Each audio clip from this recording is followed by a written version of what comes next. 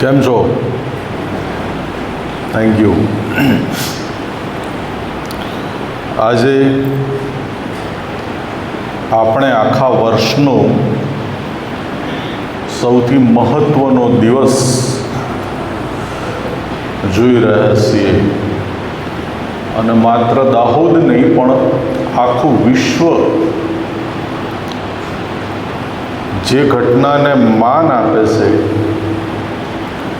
જે ઘટનાનું મહત્ત્વ સ્વીકારે છે, એવા ઈસુ ખ્રિસ્તનું ક્રુસિફિકેશન એ આજના દિવસે થયું. આજના દિવસે મને જે શીખવા મળ્યું એ ઈસુ ખ્રિસ્ત પાસેથી કે પ્રેમ હોય તો પીડા પણ વેઠવી જોઈએ. જો પ્રેમ હોય તો આપણે પીડા પણ વેઠવી જોઈએ. અને ક્રોસ એ ગળામાં લટકાવવા માટે નથી, ક્રોસ એ લટકાવવા માટે નથી પણ લટકવા માટે છે. મારે પણ ઈસુ ખ્રિસ્તની માફક બીજાઓને માટે, બીજાઓને ખાતર વેદના સહન કરવા માટે તૈયાર રહેવું જોઈએ અને તેના માટે મારે મારું સ્વાર્પણ કરવું જોઈએ અને મારી જાતનો નકાર કરવો જોઈએ, સ્વનકાર. એટલે એવું કહી શકીએ કે ખ્રિસ્તી વ્યક્તિ એ સ્વાર્પિત વ્યક્તિ છે, સ્વાર્પણ કરનાર વ્યક્તિ છે. હવે આપણી જે સિરીઝ છે ખ્રિસ્તી વ્યક્તિના ગુણધર્મો, એમાં આજે મહત્વનો બીજો ગુણ જોવા માંગીએ છીએ. યુરોપમાં એક મિશનરી એ બાળ ગુનેગારોમાં કામ કરે. સાઉથમાં ડોન બોસ્કોના ફાધરો આ કામ કરે છે, બાળ ગુનેગારોની સુધારણાનું. તો આવું કામ કરે તો એમને ગુનાખોરીમાં પકડાયેલો એક નાનો બાળક, પેનિયાનું નામ, એ મળી આવ્યો. એટલે એ એને પોતાના ત્યાં સુધારણા ગૃહમાં લઈ આવ્યા. વાતચીતમાં ખબર પડી કે એને બહુ શ્રીમંત મા બાપ હતા. એણે જણાવ્યું બહુ લાડકો હતો અને લાડકોડના કારણે એ આવા અવળા રવાડે ચડી ગયેલો. પેની સુધારણા ગૃહમાંથી દર મહિને એક કાગળ એના મા બાપને લખે અને એમાં પસ્તાવાની વાત લખે કે હું જે જીવ્યો એનો મને બહુ પસ્તાવો થાય છે. ક્યારેક એવું લખે કે મમ્મી તમારી બહુ યાદ આવે છે, તમે મને કેટલો બધો પ્રેમ કરતા. ક્યારેક એવું પણ લખે કે પપ્પા તમારી સાથે કારમાં ફરવા જવાનું મન થાય છે અને મારે પાછું તમને મળવું છે, તમારું હાલ મારે જોઈએ છે. અને એવા પત્રો દર મહિને એક લખે અને પોસ્ટ કરે મિશનરી. પછી એક દિવસ એક પેની માંદો પડ્યો અને બહુ જીવલેણ માંદો પડ્યો. એમ ડૉક્ટરે કહ્યું કે આ છોકરો કદાચ 1-2 દિવસ માંડ જીવે. એટલે ઓલા મિશનરીને એમ થયું કે આ છોકરો હવે મરણ પથારીએ છે, તો મારે એના મા બાપને મળીને કહેવું જોઈએ કે છેલ્લી વાર તમે આવો એને મળો. એ બિચારો તમારા વગર કેટલું બધું ઝૂર્યો છે, એને પસ્તાવો કરવાની તક આપો. એટલે એ મિશનરી એ જે પત્ર લખતો એ સરનામે ગયા. ભવ્ય મકાન હતું, સરનામું પરફેક્ટ. એટલે મિશનરીએ અંદર ગયા તો એ પતિ પત્ની હતા. એટલે મિશનરે કહ્યું કે તમારો દીકરો જે જેલમાં હતો એને હું લઈ ગયેલો અને તમને બહુ પત્રો લખતો અને તમારા વિના બહુ ઝૂરે છે ને હવે મરણ પથારી હશે, તમે આવો તો સારું. તો પેલો ભાઈ કે કોણ અમારો દીકરો? અમારો તો બાળક જ નથી. મિશનરી ચોંકી ગયા કે પેની એનું નામ છે એણે પત્રો લખ્યા છે આ સરનામે. તો પેલી બેનને એકદમ યાદ આવ્યું, હા, એક સામે ઝૂંપડપટ્ટીમાં અનાથ છોકરો રહેતો હતો જેના મા બાપ નાનપણમાં મરણ પામેલા, અને ઘણી વાર અહીંથી પસાર થતો હોય તો આપણા મકાન ઉપર નામ લખ્યું હશે, વાંચતો હોય અથવા મકાન સામે ઊભો રહીને જોયા પણ કરતો હતો. તો મિશનરી કહ્યું, હશે, હવે તમારો છોકરો નથી તો શું થયું, તમે આવો ને, અનાથ છે બિચારો, એને સારું લાગશે. પણ એ લોકો ના ગયા. અને સ્ટોરીનો એન્ડ બહુ સિમ્પલ કે પેની એના મા બાપનું વાલ જમતો મરી ગયો. બહુ સિમ્પલ એન્ડ, પણ સ્ટોરીમાં બહુ સૂક્ષ્મ અર્થ રહેલો છે કે આપણા બધાના હૃદયમાં એક પેની જીવે છે કે જેને સંબંધોની ભૂખ અને તરસ. સંબંધ વિના માણસ ના જીવી શકે. સંબંધ એ તો ઓક્સિજનની ગરજ સારે. દુઃખ વ્યક્ત કરવા માટે પણ સંબંધ જોઈએ, સુખ વ્યક્ત કરવા માટે પણ સંબંધ જોઈએ. માણસ સામાજિક પ્રાણી છે, એને સંબંધો વગર ના ચાલે. મેં બહુ સરસ ગીત લખ્યું હતું કે સંબંધોની ડાળી ઉપર ટહુકાનું ગામ જિંદગી. સંબંધ વગર માણસ ના જીવી શકે. અમેરિકામાં એક પ્રયોગ થયો કે એક છોકરાને એક રૂમમાં રાખ્યો કે જ્યાં કોઈની સાથે વાત ના કરી શકે, કોઈને મળી ના શકે. તો 3-4 મહિનામાં તો એ છોકરો ગાંડો થઈ ગયો, પાગલ. કેદીઓને પણ મેં જોયા, જેલોમાં હું ઘણીવાર ગયો છું, તો નાની કોટડી હોય, 6x4ની એક કોટડી હોય, એને સેલ કહેશે, અંડા સેલ ને એવા નામ છે એના. એમાં કેદીને પૂરી રાખવામાં આવે. મને એમ થાય કે કઈ શિક્ષા છે? તો સંબંધોથી અળગા એમને રાખ્યા છે, એમની શિક્ષા છે. એના એની પત્નીને મળી શકે, એના એના બાળકને મળી શકે, એના એ પારિવારિક જીવન જીવી શકે. બસ, તો આ સંબંધ વિના જીવવું એ એની શિક્ષા છે. તો માણસ સંબંધ વિના ન જીવી શકે, કારણ કે સંબંધ વિના જીવવું એ એના માટે એક શિક્ષા બરાબર છે. સંબંધ એ તો ઈશ્વરે આપેલી અદ્ભુત ભેટ છે. ઈશ્વરે માણસને જે સરસ ભેટ આપી છે એમાંની એક છે સંબંધ. એ તો ઈશ્વરે એદનવાડીમાં આદમને બનાવ્યો અને કહ્યું કે પહેલાં માણસ એકલું રહે તે સારું નથી. તો મને એવો વિચાર આવ્યો કે ઈશ્વરને પણ આવું જ થતું હશે. ઈશ્વરને પણ એકલતા નહીં ગમતી હોય, એટલે તો એમણે માણસને બનાવ્યું. અને સ્વર્ગમાં પણ સંબંધો છે, દેવદૂતો છે, કરુબો છે, વડીલો છે. તો ઈશ્વરને પણ સંબંધ ગમે છે. અને ઈસુ એ સ્વર્ગમાંથી આવ્યા છે, માટે એમને પણ સંબંધ ગમે છે. ઈસુને આપણે સંસાર તજીને કોઈ પર્વત ઉપર તપ કરવા ચાલ્યા ગયેલા સંન્યાસી તરીકે નથી જોતા. એ તો સંબંધોમાં જીવે છે. અને ઈસુ બહુ સરસ વાક્ય કહેશે કે હે બાપ, જેવા આપણે એક છીએ એવા આ લોકો પણ એક થાય. Trinity રિફ્લેક્ટ્સ in unity. આપણે ત્રિએક ઈશ્વરમાં માનીએ છીએ, પિતા, પુત્ર અને પવિત્ર આત્મા. એ એક થઈને કામ કરે છે. એને ત્રિએક ઈશ્વર કહેવામાં આવે છે, ત્રૈક્ય. તો ઈસુ પણ ઈચ્છે છે કે એ જે યુનિટી છે પિતા, પુત્ર અને પવિત્ર આત્માની, એ જ યુનિટી આ માણસોમાં પણ બને. અને તમે જો ઈસુ રક્તપીતિયાઓને મળે છે, પાપીઓને મળે છે, દાણીઓને મળે છે, એ લોકોના ઘરે જમવા જાય છે. લોકોમાં ઈસુ જીવે છે, સંબંધને મહત્વ આપે છે. અને માટે આપણે પેલું જે શમરૂનીનું દ્રષ્ટાંત જોયેલું એમાં હતું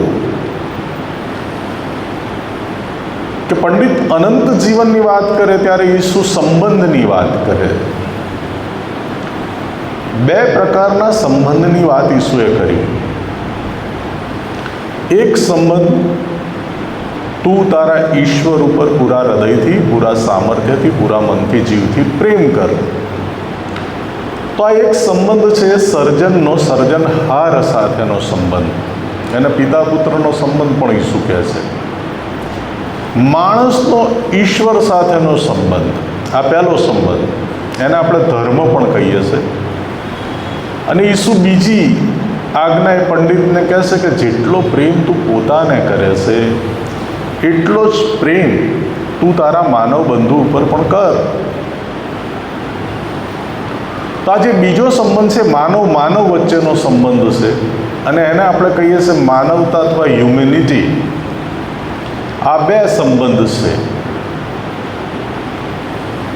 આમ તો ત્રીજો પણ સંબંધ છે માણસનો પ્રકૃતિ સાથેનો સંબંધ, પણ ઈસુ પર્ટિક્યુલર આ બે સંબંધની વાત કરે છે. હવે ઈશ્વરનું જે કંઈ સર્જન હોય એ શૈતાનને ક્યાંથી ગમે? ઈશ્વરના બાળકો પ્રેમથી રહે, એ બાળકો પિતા સાથે પ્રેમથી રહે, પિતાની આજ્ઞા પાળે, બહુ શાંતિ અને આનંદથી જીવે. પ્રેમ, શાંતિ અને આનંદ સંબંધના ત્રણ મહત્ત્વના આઉટપુટ છે. સંબંધમાં આપણે પ્રેમનો અનુભવ કરીએ, શાંતિનો કરીએ અને આનંદનો કરીએ. તો આ વસ્તુ શૈતાનને ક્યાંથી ગમે? એને તો વેરથી મતલબ છે, એને તો નફરતથી મતલબ છે, એને તો ધૃણાથી મતલબ છે. એટલે એ આ સંબંધોમાં તિરાડ પડાવવાનું કામ કરે છે. એણે જ કર્યું. એનું એક નામ છે એક્યુઝર, તહોમત મૂકનાર.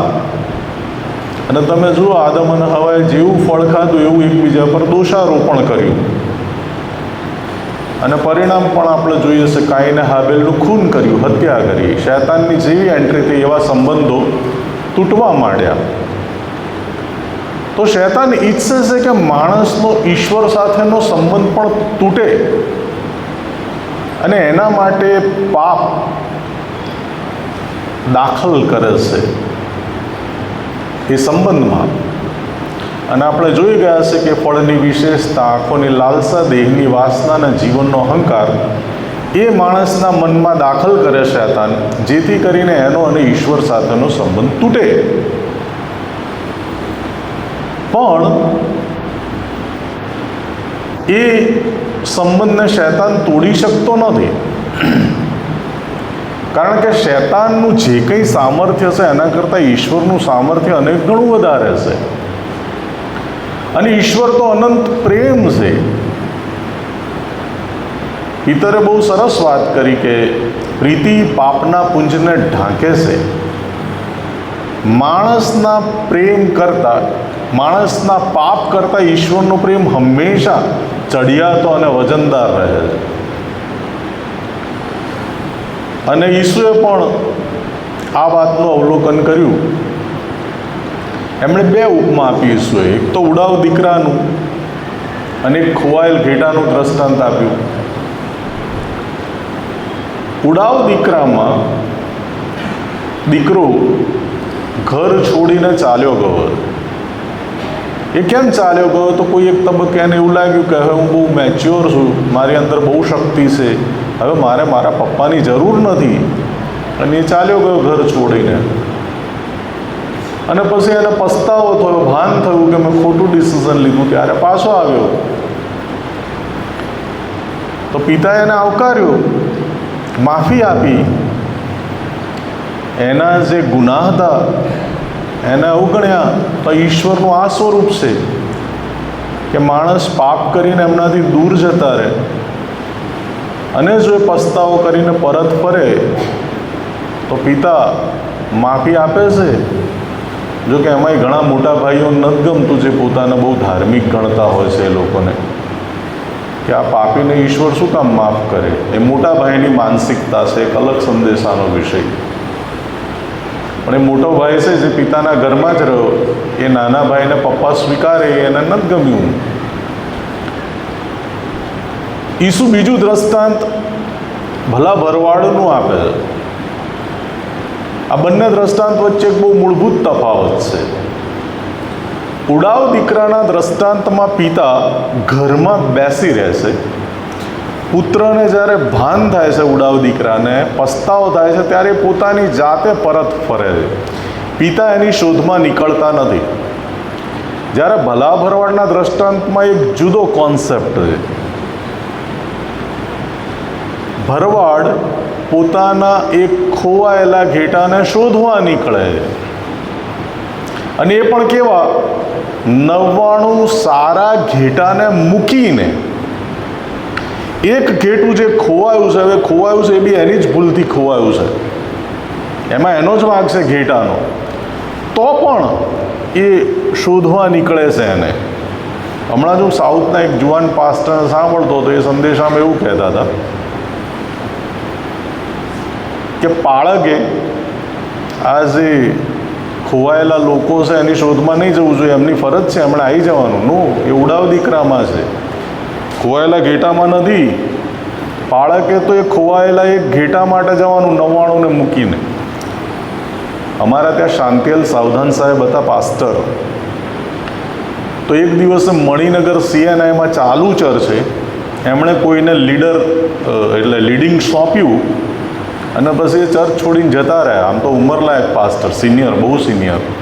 અને લાજરસ તેજપાળના દીકરા જે પહેલાં ક્રિશ્ચન્સ થયા, થોમાભાઈ પાથાભાઈ અને લાજરસ તેજપાળ, એમના એ દીકરા, અને આફ્રિકા બહુ કામ કર્યા પછી અહીં આવેલા.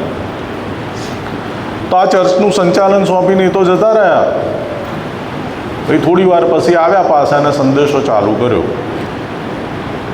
પછી બહાર મને ગલ્લા ઉપર મારો એક ભાઈબંધ મળ્યો. મને કે તારા પાળક તો ખરા છે લે. મેં એવું કેમ? તો કે અમારી સોસાયટીમાં એને બધા ક્રિશ્ચનોને ખખડાવતા હતા ઘરોમાં જઈને, કારણ કે એ સમયે બહુ લોકપ્રિય સિરિયલ ચાલતી હતી, અને ક્રિશ્ચનો ચર્ચમાં આવવાના બદલે એ સિરિયલ જોતા હતા. તો આ પાળક સાહેબે લોકોના ઘરે જઈને ખખડાવ્યા. 99 સારા ઘેટાને મૂકીને ખોવાયેલાની શોધમાં જતો આવો પાળક પણ મેં જોયો છે. તો આ તફાવત છે. ઈશ્વર પણ ખોવાયેલા માણસને શોધવા નીકળે છે.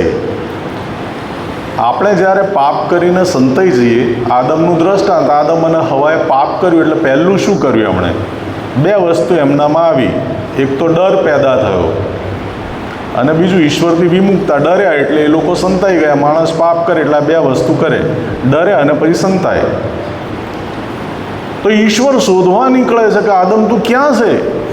આ એવા ઈશ્વર છે કે જ્યારે આપણે પાપ કરીને ડરથી સંતાઈ જઈએ તો એ શોધવા નીકળે છે આપણને, અને એવું કહે છે કે જો કે તમારા પાપ લાલ વસ્ત્ર જેવા હોય તો પણ એ હિમ કરતાં શ્વેત થશે, અને જો એ કિરમજ જેવા રાતા હોય તો એ ઊન જેવા સફેદ થશે. આપણા પાપ ગમે તેટલા તીવ્ર હોય પણ ઈશ્વર માફી આપે છે. અને એક બહુ જ સુંદર વાત મને હજકીએલમાં મળી કે ઈશ્વર માફી આપે છે એટલું જ નહીં, પણ આપણે પાપ કર્યું છે ભૂલી પણ જાય છે માફી આપ્યા પછી. ફરગીવ એન્ડ ફરગેટ એ આપણા અન્યાયોનું સ્મરણ કરતા નથી. આપણે પાપી છીએ, ભૂલી જાય છે. એટલે શૈતાન અહીં ફાવી જતો નથી. ઈશ્વર અને માણસ વચ્ચે સંબંધ તોડાવવામાં શૈતાન ફાવી જતો નથી. અને ઈશ્વરે તો પછી ઈસુને મોકલ્યા, એટલે હવે તો શૈતાનનું જે સામર્થ્ય છે ખતમ થઈ ગયું. ક્રોસ ઉપર ઈસુએ પોતાનું બલિદાન આપ્યું, એટલે હવે શૈતાનની શક્તિઓ બહુ ક્ષીણ થઈ ગઈ છે, અને આપણી પાસે એક ઉદ્ધારની બહુ મોટી આશા છે. પણ શૈતાન માણસ વચ્ચેનો જે બીજો સંબંધ છે એને તોડાવવામાં ફાવી જાય, કારણ કે માણસ તો નબળા મનનું. શૈતાન શું કરે છે? શૈતાનના 2 દ્રષ્ટાંત ઈસુએ આપ્યા છે.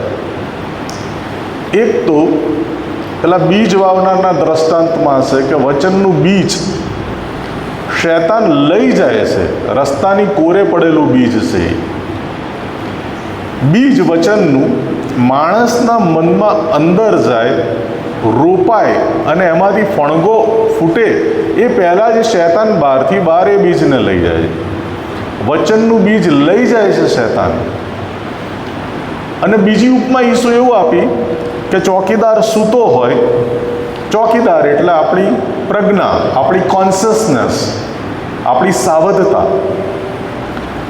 આપણે જ્યારે અનકોન્શિયસ હોઈએ, અસાવધ હોઈએ, ત્યારે શૈતાન મનમાં કડવા દાણા વાવી જાય.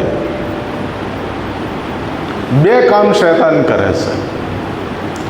આપણી અંદર જે વચનનું બીજ છે એ ચોરી જાય છે, અંદર જાય એ પહેલાં, વવાય એ પહેલાં, અને એના બદલે કડવા દાણા આપણી અંદર વાવી જાય છે જ્યારે આપણે સૂતા હોઈએ છીએ, ઇન ધ સેન્સ અનકોન્શિયસ હોઈએ, અનનોઈંગલી.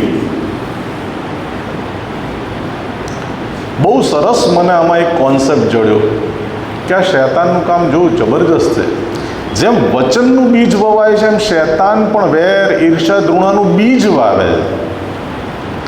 આપણે અનકોન્શિયસ હોઈએ છીએ, સભાન નથી હોતા, ત્યારે શૈતાન આપણા મનમાં વિચાર નાખે છે. એ દ્રુણાનો વિચાર હોય છે, નફરતનો વિચાર હોય છે, વેરનો વિચાર હોય છે, બદલાની ભાવનાનો વિચાર હોય છે. અને બીજ અંદર જાય ત્યારે દેખાતું નથી. નો, એ તો બહુ નાનું હોય છે. રાયનું બીજ, ઈસુએ કહ્યું આકાશના પક્ષીઓ એની પર વાસ કરશે. એટલા જે સ્પિરિચ્યુઅલ ઘટનાઓ છે બહુ નાની હોય છે. આકાશનું રાજ્ય બીજ જેવું છે એમ શૈતાન પણ બીજથી જ કામ કરે. વિચાર વાવી જાય છે. પેલાએ મારું આવું કર્યું, પેલો મને આવું બોલ્યો, એણે મારું આ લઈ લીધું, મારું આવું અપમાન કર્યું. આ બધા નાના નાના વિચારો છે. અને ઈસુ બહુ સુંદર વાત કરે છે કે નાના શિયાળવા ખેતર ભેલાડે. નાનું શિયાળ 1.5 ફૂટનું હોય, પણ એ જો ખેતરમાં ઘૂસી જાય ને તો આખું ખેતર બગાડે. એટલા નાના નાના વિચારો છે જે આપણા મનમાં આવતા, નેગેટિવ થોટ્સ, એ અલ્ટિમેટલી આખા સંબંધની ધૂળ ધાણી કરી નાખે છે. તો આ શૈતાન આવું કામ કરે છે. વચનના બીજ લઈ જાય છે અને કડવા દાણા વાવી જાય છે, ને આપણને ખબર સુદ્ધા નથી હોતી કે મારી અંદર બીજ વવાયું. પેલો ગોટલો આંબાનો આટલો હોય અને એને તમે જમીનમાં દાટી દીધો હોય કોઈને, તો આપણને તો ખબર બી ના પડે કે ગોટલો છે. પછી જ્યારે 2-5 વર્ષે આંબાનું મોટું વૃક્ષ થાય ત્યારે ખબર પડે કે આ તો આટલું મોટું વૃક્ષ થઈ ગયું. તો શરૂઆતમાં આવતા નેગેટિવ વિચારો છે, સમય જતાં એટલું ઉગ્ર સ્વરૂપ ધારણ કરે. એટલે એક સરસ વાર્તા છે, સ્પાર્ક નિગ્લેક્ટેડ બંધ હાઉસ, ટોલ્સ્ટોયની, કે એક તણખો આખું ઘર બાળે સમય જતાં. જો તમે ધ્યાન ના આપો તો the spark neglected burn house. અને ઈસુને ખબર છે કે શૈતાન આવું કરે, શૈતાન માણસ વચ્ચેના સંબંધ બગાડે. એટલે ઈસુએ બહુ અગાઉથી આપણને ચેતવ્યા છે. ઈસુએ જે અંત સમયની આગાહી કરી ત્યારે એમણે બહુ સુંદર આગાહી કરી, અને આ આગાહી વિશે કોઈ બોલતું નથી વધારે. ઈસુએ શું કહ્યું કે જ્યારે છેલ્લો સમય હશે ત્યારે ઘણા ખરાનો પ્રેમ ઠંડો થઈ જશે. આ વિશ્વમાં પ્રેમ ઠંડો થઈ ગયો હશે. બહુ ધૃણા, બહુ નફરત, બહુ ઈર્ષા, બહુ વેરઝેર, એવી આ દુનિયા થઈ જશે માણસો. અને તમે શું એવું બને છે? પોલિટિકલ ઇસ્યુ બન્યું. ઈસુની એક આગાહી એ પણ છે કે રાજ્ય રાજ્યની વિરુદ્ધ, પ્રજા પ્રજાની વિરુદ્ધ ઉઠશે. અત્યારે દુનિયામાં કુલ 64 જગ્યાએ કોન્ફ્લિક્ટ ચાલે.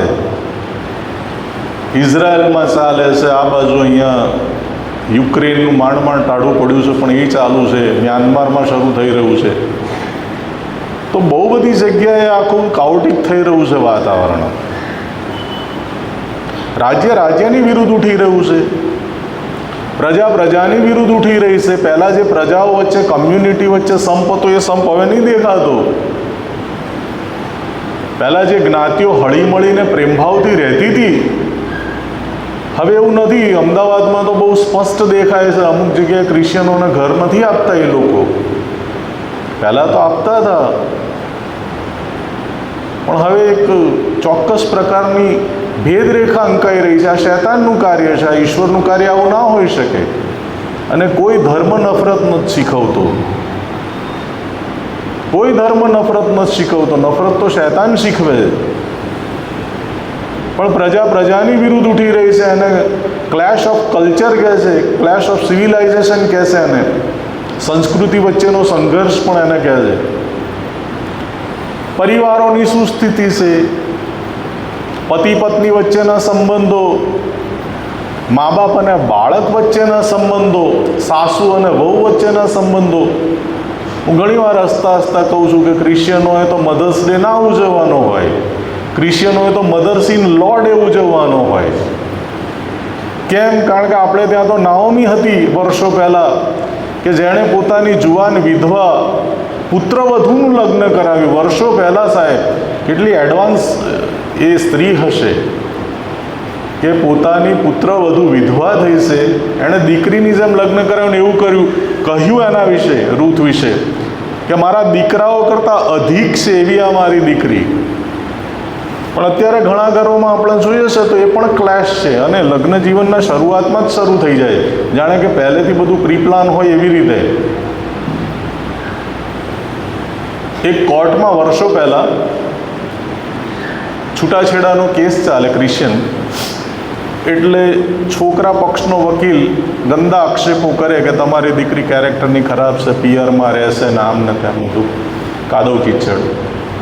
એટલે પછી છોકરી પક્ષના વકીલે દલીલ કરી કે તમારો છોકરો એડિક્ટ છે, વ્યસની છે, કંઈ કામ ધંધો કરતો નથી, રખડી ખાય છે ને મારે છે ને એવું બધું. વકીલોનું તો કામ જ આ છે. એટલે જે ન્યાયાધીશ હતા એ નોન ક્રિશ્ચિયન્સ હતા, પરિચિત પણ છે મારા. એમણે એવું કહ્યું કે અલા તમે ક્રિશ્ચિયન છો, તમારે વળી કોર્ટમાં કેમ આવવાનું હોય? તમારામાં તો આ શિક્ષણ જ નથી કે એકબીજા ઉપર આક્ષેપો કરવા, એકબીજાથી વિખૂટા થવું. ઇવન ક્રિશ્ચિયનોમાં તો ડિવોર્સનો કોઈ પ્રોસેસ બી નથી. આપણે ત્યાં છૂટાછેડાનું છે જ નહીં, છતાંય સૌથી વધારે પ્રમાણ ક્રિશ્ચિયનોમાં ડિવોર્સનું અથવા ફેમિલી ડિસ્પ્યુટનું છે. તો એ ન્યાયાધીશે આપણને ટકોર કરી કે તમારામાં ન હોવું જોઈએ. પણ છે, હું ઘણીવાર કહું છું કે છૂટાછેડા શારીરિક હોય એવું જરૂરી નથી, ક્યારેક માનસિક પણ હોય છે. સાથે રહેતા હોવા છતાં પણ પતિ પત્ની અલગ જિંદગી જીવતા હોય કે આઇસોલેટેડ જીવન જીવતા હોય, એવું પણ મેં તો ઘણા પરિવારોમાં જોયું છે. તો આ પણ એક સમસ્યા છે પારિવારિક. સગાવાલાની વાત કરું તો વર્ષો પહેલાં જે સગાવાલા વચ્ચે પ્રેમભાવ હતો, કાકા કાકી, મામા મામી, ફોઈ ફુવા, હવે અત્યારે તો એ પ્રેમ દેખાતો નથી. ગાંઠનું લગ્નમાં આપણને ટેન્શન થાય કે આપણું કોઈ સગું રીસાશે તો નહીં ને, સારું પ્રસંગ બગાડે નહીં તો સારું. પહેલાં લગ્ન, હલો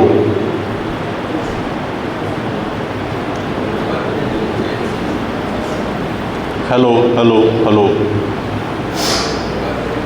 હેલો હેલો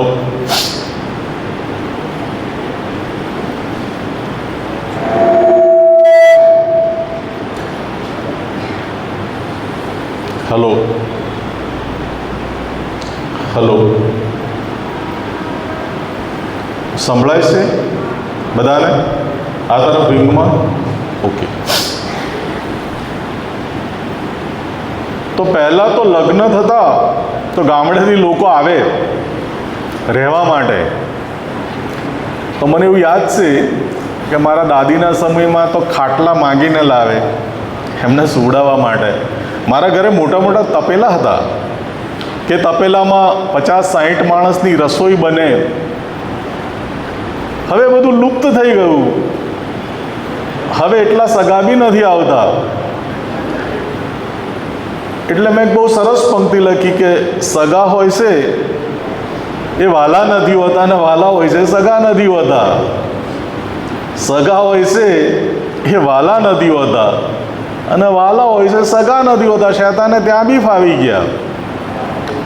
હવે આપણને આ પ્રેમભાવ શીખવે કોણ? આપણને આ ચેતવે કોણ? મંડળી ચેતવે, ચર્ચ ચેતવે. ચર્ચ આપણને શીખવે એકતાનું મહત્વ, પ્રેમનું મહત્વ. પણ હવે તો ઘણા ચર્ચોમાં જ આ પ્રશ્ન છે. હવે ચર્ચ કેમનું શીખવે? જે ચર્ચમાં પોતાનામાં જ પ્રશ્ન હોય એ ચર્ચ તમને કેમનું શીખવી શકે? હું તો બહુ બધા ચર્ચોમાં ફરું છું એટલે મને ખબર પડે. કરિન્થની મંડળીમાં એક પ્રશ્ન હતો. ગ્રુપ હતા, કોઈ કહેતો હું પાઉલનો છું, કોઈ કહેતો હું અપોલોસનો છું, કોઈ કહેતો હું કેફાનો છું. એટલે પાઉલ એવું કહેવું પડ્યું કે આ બધું મૂકો, આપણે ઈસુના છીએ એવું બોલો ને. પણ છે ઘણા ચર્ચોમાં ગ્રુપ જોવા મળે છે જુદા જુદા. મારા એક પાળક મિત્ર મને એવું કીધેલું કે અમારે ત્યાં ચર્ચમાં બધા ભેગા બેસે, પણ જેવું ચર્ચ છૂટે એટલે પેલા આમ લખોટીઓ વેરાઈ જાય ને ડબ્બામાંથી, એવી રીતે બધું વેરાઈ જાય. તો પાળક સાહેબે ચર્ચના નામ આપેલા ગ્રુપના, એક લીમડાવાળું ગ્રુપ, એક પીપળાવાળું ગ્રુપ, એક છાપરાવાળું ગ્રુપ. ખરેખર સત્ય ઘટના હો બધી. હવે સારું છે કે આ લીમડો ને પીપળો લડતા નહીં, બાકી લડે તો જમીનનો ખોળ નીકળી જાય. પણ આ ગ્રુપ છે, અલગ અલગ નાના નાના ગ્રુપ બનાવ્યા છે ચર્ચોમાં શૈતાને. અને આ શૈતાનનું જ કામ ડેફિનેટલી, એમાં કોઈ શંકા નહીં. મેં બીજું પણ એક જોયું, થોડું કડવું છે પણ સત્ય છે. બધે એવું નથી, પણ એકાદ બે ત્રણ જગ્યાએ તો એવું છે સેન્સે જ કે આ ગ્રુપ છે એનો દોરી સંચાર તો બહાર કોઈ ગુરુજીના હાથમાં છે. પાછું એ ગ્રુપ ઓપરેટ થાય છે કોઈ એક્સટર્નલ રિમોટ કંટ્રોલથી. બીજી વસ્તુ મેં એવી જોઈ કે પોલીસ સ્ટેશનમાં બાતમીદાર હોય, એને ઇન્ફોર્મર કહેવાય. હું પત્રકાર છું એટલે આ બધું મેં નજીકથી જોયું છે. તો ચર્ચોમાં બી ઇન્ફોર્મર છે, બાતમીદારો. ચર્ચના પ્રશ્નો, ચર્ચમાં બનતી ઘટનાઓ એ રાત પડે ગુરુજી પાસે પહોંચી જાય. અલા શોભે છે આપણને ભલા માણસ. મંડળીઓ એ તો આપણું ઘર છે, આ આપણા બાપદાદાની મહેનત છે. પાળક સાહેબ તો આજે છે ને કાલે નહીં હોય. ગનાજુ સાહેબના સમયમાં હું અહીં આવ્યો, રણછોડ ગામિત સાહેબના સમયમાં આવ્યો, આજે નીનામા સાહેબના સમયમાં છું. કાલે કોઈ બીજા પાળક પણ હશે દાહોદમાં.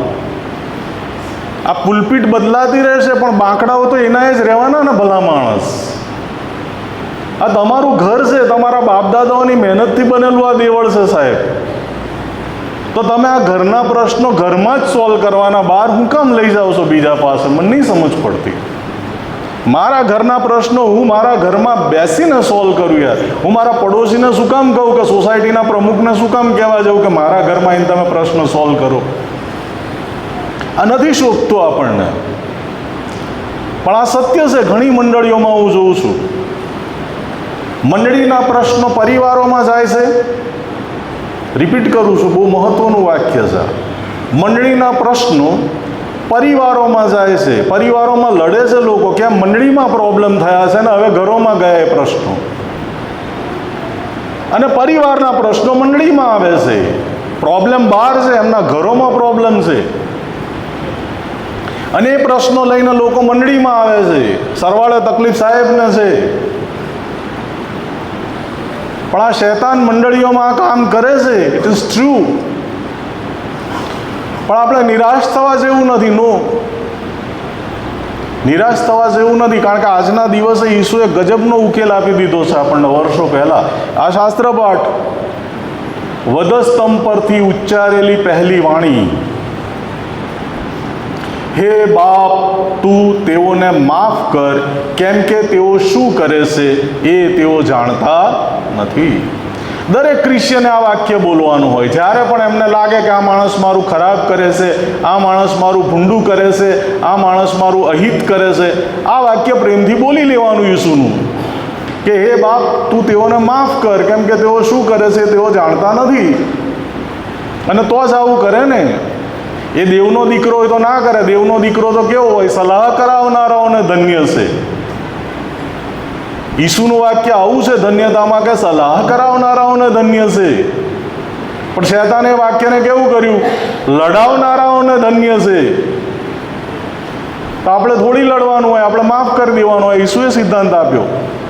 મારા એક મિત્ર જય વસાવડાએ બહુ સરસ વાત કરી, અન્ય ધર્મી મિત્ર છે, કોલમિસ્ટ, કે યાર વધસ્તંભે માણસ મરણ પામે અને આટલું બધું દુઃખ લોકોએ આપ્યું હોય ને એ જ લોકો માટે એ વધસ્તંભ ઉપરથી મરતા મરતા બી એવું કે હે બાપ તું તેઓને માફ કરતા, કેટલી મોટી દિવ્યતા કહેવાય, એમ એ કેટલું મોટું વ્યક્તિત્વ કહેવાય. ગાંધીજીને બી સૌથી વધારે ગમતું વાક્ય આ હતું, હે બાપ તું તેઓને માફ કર. અને ઈસુના વાક્યો કેટલા સુંદર છે. જો કે એ વાક્ય પણ ગાંધીજીના નામે ચડી ગયું છે. એકચ્યુઅલી ઈસુનું વાક્ય છે, એક ગાલ પર તમાચો મારે કોઈ તો તું બીજો ગાલ ધર. એક ગાલ પર કોઈ તને તમાચો મારે તો તું બીજો ગાલ ધર. એક ગાલ પર તમાચો મારે ધરજે બીજો ગાલ, અપકારે ઉપકાર કરી વેરીને કરજે વલ. આ ક્રિશ્ચિયન વેલ્યુ છે. કેમ એવું કહ્યું ઈસુએ? મને એક બહુ સરસ વાત એમાંથી જડી કે કોઈ ક્રોધમાં છે, કોઈ અહંકારથી ભરેલું છે, કોઈ પોતાને સુપિરિયર માને છે ને એ તમને લાફો મારી દેશે. હવે તમે બીજો ગાલ ધરો તો એની લાફો મારવાની કેપેસિટી ત્યાં ખતમ થઈ ગઈ. તમે પ્રતિકાર કરો, હિંસામાંથી હિંસા જન્મે છે. આગમાંથી આગ પ્રગટે, પણ જો આગ ઉપર પાણી રેડો તો આગ બુઝી જાય, સમાઈ જાય, શમી જાય આગ. જ્યારે તમે બીજો ગાલ ધરો ત્યારે એ વ્યક્તિ લાફો મારવાને પછી લાયક રહેતો નથી. ઈસુનું બીજું વાક્ય કે આંખને બદલે આંખ ને દાંતને બદલે દાંત તમે સાંભળ્યું છે. એ સાંભળ્યું છે, જૂના કરારમાં હતું ને બીજી પ્રજાઓ પણ એ કરે છે, બદલો લે છે. તમારામાં એવું ન હોવું જોઈએ. તમારે તો પોતાના ભાઈને મૂર્ખ કે પાજી પણ નહીં કહેવાનો. કેટલી સુંદર વાતો છે આ બધી. ઈસુ તો એવું કહે છે કે તું ચર્ચમાં આવે, તું ચર્ચમાં આવે, ઘરેથી નીકળ્યો હોય ને એ બારણામાંથી એન્ટર થતો હોય. ઈસુ જુદા પ્રતીક વાપરે છે સમયના, કે અર્પણ તારું વેદી પાસે લાવે. અને તને જો મનમાં એવો વિચાર આવે કે મારા ભાઈને મારી વિરુદ્ધ કશું છે, તો તું તારું અર્પણ અહીં પડતું મૂક. તારી આ બધી ચર્ચની સેવાઓ પડતી મૂક. પહેલા બહાર જા ને તારા ભાઈની સાથે સમાધાન કર. આ ઈસુએ કહ્યું, પછી ચર્ચ. પહેલા ભાઈ સાથેનો પ્રેમ ભાવ, ધેન ચર્ચ અને ચર્ચ એક્ટિવિટી.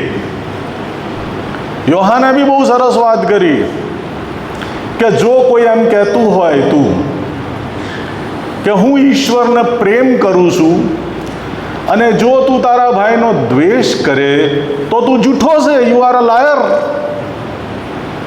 જો તું એમ કહે કે હું ઈશ્વરને પ્રેમ કરું છું અને જો તું તારા ભાઈનો દ્વેષ કરતો હોય તો તું જુઠ્ઠો છે. કેમ? જે ભાઈને તું જુએ છે નજરે, એને તું પ્રેમ કરી શકતો નથી, તો જે ઈશ્વર નથી દેખાતો એને શું ધૂળ પ્રેમ કરીશ તું? તું ભાઈને પ્રેમ નહીં કરી શકતો તો ઈશ્વરને ક્યાં પ્રેમ કરી શકવાનો તું? આ વાક્યો છે ઈસુના. આ આપણને શાસ્ત્રએ શીખ્યું છે. કેમ ઈસુ આપણને માફ કરવાનું કહે છે? કારણ કે આ જે આંખ છે ને અંદર નહીં જોઈ શકતી, એ બહાર જ જુએ છે. આ એક આંગળી આમ જ છે, 3 આંગળી અહીં છે. વસંત કામદાર તમને કશું કહેશે તો એ 1 ઘણું તમને લાગુ પડે છે, પણ 3 ઘણું વસંત કામદારને લાગુ પડે છે, કારણ કે 3 આંગળી મારી તરફ છે. તું તારી આંખમાંનો ભારોટિયો જોયા વિના તારા ભાઈની આંખમાંનું તણખલું કેમ જુએ છે તું? તારી આંખમાં તો ભારોટિયો છે મોટો, પેલાની આંખમાં તો નાનું તણખલું છે. તું પહેલાં તારી આંખમાં જો ને, તારી અંદર જો. મારે માફીની જરૂર છે, માટે મારે બીજાને માફ કરવા પડશે સાહેબ, કારણ કે હું બી સંપૂર્ણ તો નથી. પેલી પાપ કરતા પકડાઈ સ્ત્રી ઓફિશિયલી એ પાપ કરતા પકડાઈ છે. એટલે જે પેલા ધાર્મિક, હવે એમાં બી મેં એક બહુ સરસ દ્રશ્ય જોયું કે સ્ત્રી પાપ કરતા પકડાઈ તો પાપ કરનાર એની સાથે બીજો કોઈ પુરુષ પણ તો હશે ને. પણ એ સમયના જે ધાર્મિક આગેવાનો છે ને, એણે સ્ત્રીને જ દોષિત ઠરાવી, પુરુષને ના ઠરાવ્યો. કેમ? કારણ કે પુરુષ ધાર્મિક આગેવાન હશે એ સમયનો, એટલે ધાર્મિક આગેવાનને કેમનો દોષિત ઠરાવો? પેલી સ્ત્રીને પકડી લાઈને પથરે મારવાની શરૂઆત કરતા હતા. પણ ત્યાં બાપુ આવ્યા, ઈસુ, અને ઈસુએ જમીન પર બેસીને એક વાક્ય લખ્યું, જેણે પાપ ન કર્યું હોય એ પહેલો પથ્થર મારે. કોણ મારે સાહેબ? કો કોણે પાપ નથી કર્યું? સગળાએ પાપ કર્યું છે, અને સગળા દેવના મહિમા વિશે અધૂરા છે. આણે એક પાપ કર્યું હશે, મેં બીજું કર્યું હશે, કોઈ કે ત્રીજું કર્યું હશે, પણ પાપ તો બધાએ કર્યું છે. અને ટોળું નીચું મૂંડું ગાલીને જતું રહ્યું, પણ એ ટોળું છે, એ મેન્ટાલિટી છે, ના બદલાય. એ જ ટોળું તમને ત્યાં વધસ્તંભ આગળ બી દેખાય કે આના વધસ્તંભે જડો ઈસુને. ત્યાંથી આગળ જાઓ તો સ્ટેફનને પથરે મારવામાં બી એ જ ટોળું, ઓપરેટેડ બાય યાજક. એનું કામ જ આ છે, પથરા લઈને ફરવાનું, જે મળે અને ટીચી નાખવાનું, પોતાની અંદર નહીં જોવાનું, બીજાને જ દોષિત ઠરાવવાના હંમેશા. પણ મારે પોતાને માફીની જરૂર છે, અને માફી કન્ડિશનલ છે. હે બાપ, જેમ અમે બીજાઓના અપરાધ માફ કરીએ છીએ, એવી રીતે તમે અમારા અપરાધ માફ કરો. જેવી રીતે અમે બીજાઓને માફી આપીએ છીએ, એ રીતે તમે અમને માફી આપો. આ કન્ડિશનલ છે ઈશ્વરની માફી. મારે બીજાઓને માફ કરવા પડે ત્યારે મને માફી મળે. ઈસુએ પેલા ભૂંડા ચાકરનું દ્રષ્ટાંત આપ્યું કે આનું બહુ મોટું દેવું એના શેઠે માફ કર્યું, અને એ માણસ ઘેર જઈને પેલો બીજો ચાકર હતો, એનું નાનું દેવું એ માણસ માફ ના કરી શક્યો. અલા, પ્રભુએ તને માફી આપી તો તું બીજાને માફી આપ. તો આપણને માફીની જરૂર છે, માટે આપણે બીજાઓને માફ કરવા પડશે. હવે પિતરે બહુ સરસ પ્રશ્ન કર્યો, મને બી થાય છે ઘણીવાર, તમને પણ થતો હશે કે યાર હું કેટલી વાર માફ કરું? હું માફી આપ્યા કરું ને પેલો મારું અહિત કર્યા જ કરે. શું કામ હું જ માફી આપ્યા કરું? એનો કંઈ ઉપાય નહીં? કેટલી વાર મારે માફ કરવાનું? એટલે ઈસુએ કહ્યું કે 70 ગણી 7 વાર. 490 એકચ્યુઅલી 7નો આંકડો એ પરફેક્શન બતાવે છે, એટલે લખ્યું છે. એટલે અસંખ્ય વાર તું માફ કર. કેમ અસંખ્ય વાર માફ કર? કારણ કે તારે પોતાને અસંખ્ય વાર માફીની જરૂર પડશે. મારે પોતાને 70 ગણી 7 વાર માફીની જરૂર છે, માટે મારે બીજાઓને 70 ગણી 7 વાર માફ કરવા પડશે. ભલા માણસ, એક સાધુ જાય અને એમણે જોયું તો એક વીછી ખાબોચિયામાં ડૂબતો હતો અને બહાર આવવાની કોશિશ કરતો હતો. એટલે સાધુ એ વીછીને બહાર કાઢવા માટે પકડીને ઊંચો કરે, એટલે વીછી ડંખ મારે, એટલે સાધુનો હાથ છૂટી જાય પકડે, એટલે વીછી પાછો ખાબોચિયામાં પડે. સાધુ વારે ઘડિયાને બહાર કાઢવાની કોશિશ કરે, વીછી ડંખ મારે, એટલે પાછો પડી જાય. એટલે એના શિષ્યોએ કહ્યું કે મહારાજ, મૂકો ને આ બધી પડ, આ તમે વીછીને બહાર કાઢો છો ને વીછી તો ડંખ મારે છે, શું કામ તમે આ કરો? એટલે સાધુએ બહુ સરસ જવાબ આપ્યો. એ આ ઈસુના સિદ્ધાંતમાં છે એ જવાબ,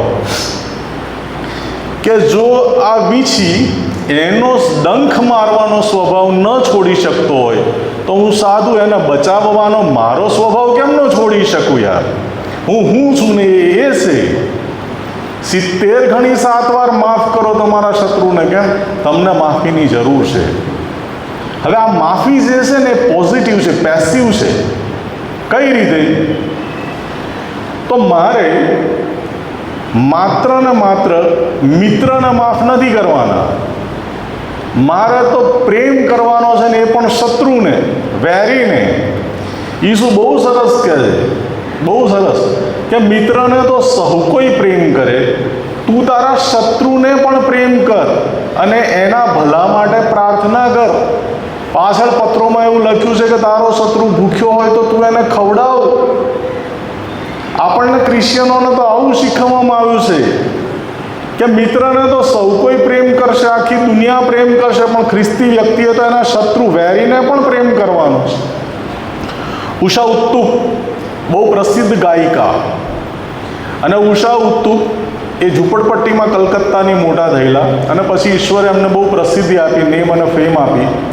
એટલે મધર ટેરેસાના આશ્રમમાં જતા, અને મધર ટેરેસાના આશ્રમમાં જાય એટલે મધર ટેરેસા એમને કામ સોંપ્યું કે આ ફિલ્મી જે પાર્ટીઓ થતી હોય છે એમાં બહુ બધી વાનગીઓનો બગાડ થતો હોય છે, તો તમે વાનગીઓ લેતા આવજો વધેલી, અને આ બાળકો જે છે ગરીબ, એમને ખવડાવજો. એટલે એવું કામ કરતા ઉષા ઉત્તુપ, ગાયિકા. અને ઉષા ઉત્તુપે એક બહુ ફેમસ ગીત ગાયું છે, દોસ્તો સે પ્યાર કિયા, ફિલ્મ શાનનું ગીત. दोस्तों से प्यार किया, दुश्मनों से बदला लिया, जो भी किया हमने किया शान से. આ દુનિયા આખી ગીત, આ ગીત આખું ગાય છે દુનિયા. दोस्तों से प्यार किया, दुश्मनों से बदला लिया, जो भी किया हमने किया शान से किया. રાવ ઉષા ઉત્તુપ મધર ટેરેસાના મરણ પછી એમની જે પુણ્ય સભા હતી એમાં એમને ગાવાનું કહેવામાં આવ્યું. તો એમણે આ જ ગીત ગાયું, સેમ સોંગ, પણ કઈ રીતે ગાયું? દોસ્તો સે પ્યાર કિયા, दुश्मनों से भी प्यार किया, जो भी किया हमने किया शान से. દુશ્મનોને પ્રેમ કરવા માટે હિંમતની જરૂર પડે ભલા માણસ, મિત્રને પ્રેમ કરવા માટે હિંમતની જરૂર નહીં પડતી. વેરીને વાલ કરવા માટે હિંમતની જરૂર પડે, દોસ્તને વાલ કરવા માટે હિંમતની જરૂર નથી પડતી સાહેબ. તો આ શીખ્યું છે. હું એક મંડળીમાં હતો, ત્યાં પગ ધોવાની ક્રિયા થાય આ દુઃખસન સપ્તાહમાં જ. તો લોકો બે બેની પેરમાં જઈને પગ ધુએ. પાળક સાહેબે મારા પગ ધોયા, મેં એમના પગ ધોયા, અને મેં જોયું તો બધા પેલા ગ્રુપની મેં વાત કરીને ગ્રુપમાં જ જાય, બે જણાના ભાઈબંધો જાય, બેનપણીઓ જાય, અને એકબીજાના પગ ધોઈને પાછી આવે ને પાછા આવે. એટલે મેં કહ્યું કે ભાઈ આવું ઈસુનું શિક્ષણ નહીં. તમે નક્કી કરો કે આ ચર્ચમાં તમારે કોની સાથે નહીં બનતું, કોની જોડે તમારો સૌથી વધારે ડખો છે, એને લઈને જાઓ ને એના પગ ધો. આ ઈસુનું શિક્ષણ. કોણ જાય સાહેબ? અને હું આજે દાહોદમાંય કહું છું, બધાને ખુલ્લી ચેલેન્જ. તમે કલ્પના કરી લો, તમારે મન આંખો બંધ કરીને જો તમારે કોણ જોડ નહીં બનતું, કોણ તમને આમ સિંગડાવાળો દેખાય છે શેતાન, એને પ્રેમ કરો તમે. અને આજે એના ભલા માટે પ્રાર્થના કરો કે પ્રભુ એનું તું બહુ ભલું કર, ભલે મારું અહિત કરે પણ એનું તો તું ભલું જ કર. આ ખ્રિસ્તી શિક્ષણ છે. અને જ્યારે આપણે વેરીને માફ કરીએ છીએ અને પ્રેમ કરીએ છીએ ત્યારે શું બને છે? બહુ ચમત્કારિક ઘટના બને છે. વેરી એ પછી વેરી નથી રહેતો, એ મિત્ર બની જાય છે. આ મારા અનુભવથી બોલું છું સાહેબ. તમે જ્યારે તમારા શત્રુને માફ કરો છો ત્યારે શત્રુ પછી શત્રુ નથી રહેતો, એ પછી વેરી મિત્ર બની જાય છે. રૂબિન ડેવિડ કાંકરિયા જૂની સ્થાપના એમણે કરી. અમે બહુ નાના ત્યારે જતા, તો રૂબિન ડેવિડ સિંહના પાંજરામાં જાય ને તો મને આમ ટેન્શન થઈ જાય કે હમણાં ખાઈ જશે, પણ પેલું સિંહ ગલુડિયાની જેમ રૂબિન ડેવિડને વાલ કરે. બોલો, ત્યારે મને પ્રેમની શક્તિ, પ્રેમની તાકાતની ખબર પડી કે પ્રેમ જો હિંસક પ્રાણીઓને પણ પ્રેમાળ બનાવી શકતો હોય, ત્યારે આ તો બધા માણસ છે, એમના હૃદયમાં ઓલરેડી ઈશ્વરનો પ્રેમ છે, પણ શૈતાને ક્યાંક કડવા બીજ વાવ્યા છે એટલે તમારો શત્રુ બન્યો છે. તો તમે પ્રેમ કરશો તો શું એના હૃદયનું બદલાણ નહીં થાય? તો આપણને ઈશ્વરે આ શીખ્યું છે. અને જ્યારે આપણે પ્રેમ કરીએ છીએ, મિત્ર બને છે, ત્યારે બહુ સુંદર બાબત બને છે, ને એ છે મંડળીઓમાં એકતા સ્થપાય છે, યુનિટી સ્થપાય છે. યુનિટીની બે મહત્વની ખાસિયત. યુનિટી સ્થાપવી હોય તો શું કરવું પડે? સૌથી પહેલાં નમ્રતા રાખવી પડે, બીજાને ચડિયાતા ગણવા પડે, અને બીજી વસ્તુ કે બીજાના ગુના, અપરાધ, મિસબિહેવિયર એ બધું માફ કરી દેવું પડે અને એને પ્રેમ કરવો પડે. તો ચર્ચોમાં યુનિટી આવશે ને તો સ્વર્ગનો અનુભવ થશે. એક રફીદીનનું યુદ્ધ છે બાઇબલમાં, કે મૂસા અરણ્યમાં જતો હતો અને પેલા ઇઝરાયેલીઓ પાણી માટે બહુ કચકચ કરતા હતા. એટલે એ જગ્યાનું નામ એણે માસ્સા અને મરીબાહ પાડ્યું. અને થોડેક આગળ ગયા, એક તો ઇઝરાયેલીઓ અંદર લડવામાં પડ્યા હતા અને બહારથી અમાલેકીઓનું આક્રમણ આવ્યું. એટલે મૂસા અને યહોશુઆ અને બે યાજકો હારૂન અને ઉર, યહોશુઆ લડવા ગયો. હવે એમાં એક કન્ડિશન હતી કે મૂસા આમ હાથ રાખે ત્યાં સુધી યહોશુઆ જીતે, અને હાથ જો નીચે કરી દે તો યહોશુઆ હારી જાય. હવે મૂસા તો વૃદ્ધ છે, જુવાન યહોશુઆ લડે છે. મૂસા કેટલી વાર હાથ ઊંચો રાખે? સાંજ સુધી એ યુદ્ધ ચાલેલું.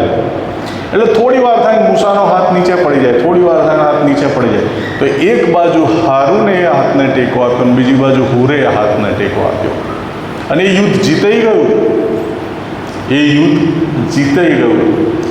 આજે મંડળીઓમાં બી આ ટીમવર્કની જરૂર છે. ભલા માણસ, ભલે આપણે અંદર મતભેદ હોય, અંદર પ્રશ્નો હોય, બધી મંડળીમાં છે યાર. મારે બી કોઈકની સાથે હશે, મારા પરિવારમાં મારે મારી પત્ની વચ્ચે બી મતભેદ હશે, પણ એ મનભેદ અને વિચ્છેદ સુધી ના પહોંચવા જોઈએ. સંબંધો તૂટી જાય ત્યાં સુધી નહીં તાણવાનું. કેમ? અંદર પ્રશ્નો છે, પણ બહારથી પણ એક આક્રમણ મને દેખાઈ રહ્યું છે. આ ટીમવર્કની આપણને જરૂર પડશે ભલા માણસ. આને કહેવાય ટીમવર્ક. યહોશુઆ લડે, મૂસા હાથ આમ રાખે અને હારૂન અને હુર ટેકો કરે. આને કહેવાય ટીમવર્ક. અને આવું ટીમવર્ક હશે તો આપણે યુદ્ધો જીતી શકીશું, મંડળી સામેના પડકારો જીતી શકીશું. બહુ સુંદર વિશ્વની કલ્પના કરે છે પ્રબોધક યશાયાએ કે કેવો સમય આવશે જ્યારે વરુ અને હલવાન ભેગા હશે, ચિત્તો અને લવારું જોડે સૂઈ જશે, સિંહ અને માપેલા પશુ વાછરડા એ જોડે કડક ખાશે, અને રીંછ અને ગાય એ સાથે હશે, અને એક નાનું છોકરું નાગના રાફડા ઉપર, એટલે કે વેર ઝેર ઈર્ષા ધૃણા નફરત, એ મરિયમને જે કહેલું એ કે તારું બીજ શૈતાનનું માથું છૂદશે, છાપનું માથું, તો કે નાનું છોકરું નાગના રાફડા પર હાથ મૂકશે, ત્યારે દુનિયામાં વેરઝેર ઈર્ષા નફરત ધૃણા એવું નહીં હોય. મારા પ્રભુના પર્વત ઉપર કોઈ કોઈને ઉપદ્રવ નહીં કરે. કેમ? કારણ કે પૃથ્વી યહોવાના જ્ઞાનથી ભરપૂર થશે. તો આજે જે ખ્રિસ્તી વ્યક્તિનો એક ગુણ આપણે શીખી રહ્યા છે આ છે કે ખ્રિસ્તી વ્યક્તિ ક્ષમા આપનાર વ્યક્તિ છે, માફી આપનાર વ્યક્તિ છે, ये शत्रु ने पण प्रेम करनार व्यक्ति से. અને પેલી વાત તો યાદ રાખીએ જ કે दोस्तों से प्यार किया, दुश्मनों से भी प्यार किया, जो भी किया हमने किया शान से किया. કેમ? કારણ કે હું ખ્રિસ્તી છું. થેન્ક યુ વેરી મચ મને સાંભળવા માટે આભાર. Thank you.